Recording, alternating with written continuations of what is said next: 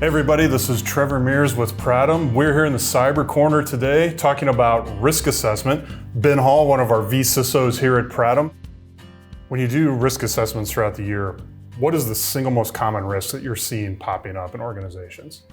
Always access controls, whether that be access to the network, access to applications, access to the facility. There is always some gap in control when it relates to giving an individual user access to those resources. So what kind of things would be too much access that you see out there that people are giving? A lot of times we'll see organizations give an end user that may not be doing development activities administrator privileges. So not only can they make changes to their local workstation, but they can also make changes to an application, to customer data, when it may not be necessary for their full-fledged job description. So in addition to restricting more access, what's another thing that we typically recommend in almost everybody that we talk to? Change management comes up quite a bit as well. A lot of organizations think that they have pretty robust change management controls in place. We can typically identify that that may not be the case when we're asking for selections. So if it's a firewall change and you're making changes every Wednesday, are there tickets to back that up? If you're doing development changes, you're going from a version to another version, where's the development process within that? How are you evaluating that development made is actually good and going to fit within the actual production environment? Is there a QA test, so a quality assurance test, and just other activities like that? But change management comes up quite a bit as well. Are there any other policies or controls you just recommend every organization needs to put in place based on what you see every week? Incident response is one that comes up now more than ever, based on all of the trends we're seeing within the news, the ransomware events, the malicious employees, just different things that happen to your organization. Is being able to get that team together to appropriately respond to an incident is crucial.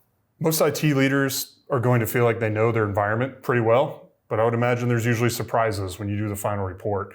What kinds of things tend to catch people off guard in that report? There almost always is. And that's because they tend to think their environment is a little more secure than what they would have expected.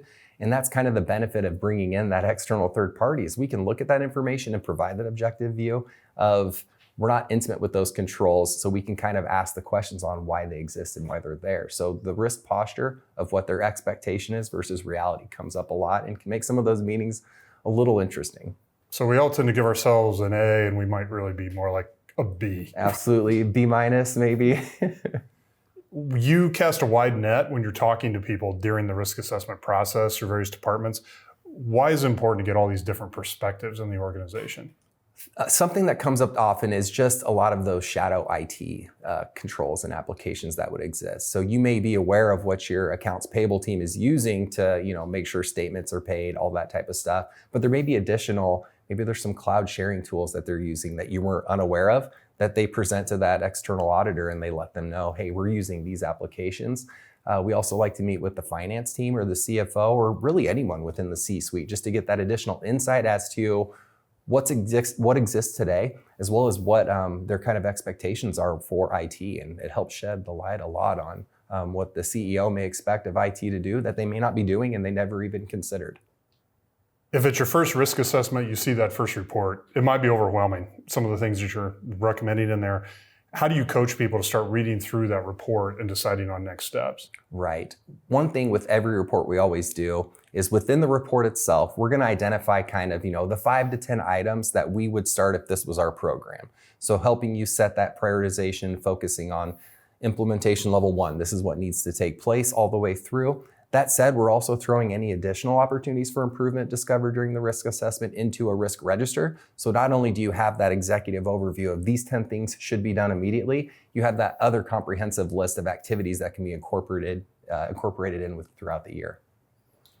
Are there any trends you've been seeing in risk assessments over the last year or so in the cybersecurity landscape? One thing that surprises me the most is the lack of multi-factor authentication across the board. You would think that with 2020 and that constant immediate shift almost to the remote workforce, not implementing any type of MFA or even two-factor authentication, so 2FA. I was surprised to see that is still a gap with a lot of organizations that have some pretty substantial applications open to the external network.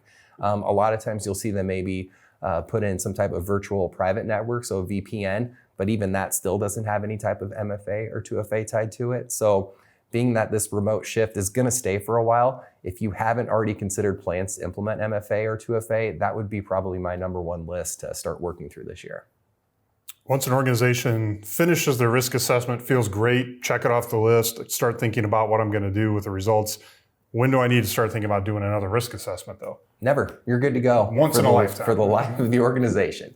Best practice is to do it at least annually. Even better practice is, yes, do that annual risk assessment, but have some type of risk management committee. So not only are you evaluating those controls that were identified in that risk assessment and utilizing your risk register to control a lot of that, but you're meeting on a quarterly, maybe even a monthly basis to look through what exists, adding new risks that have been identified throughout the year to that list, and talking through a remediation plan. So that continuous involvement of quarterly process is reviewing that info, in addition to having that annual formalized risk assessment. Could an organization realistically assess its own risk using its internal team?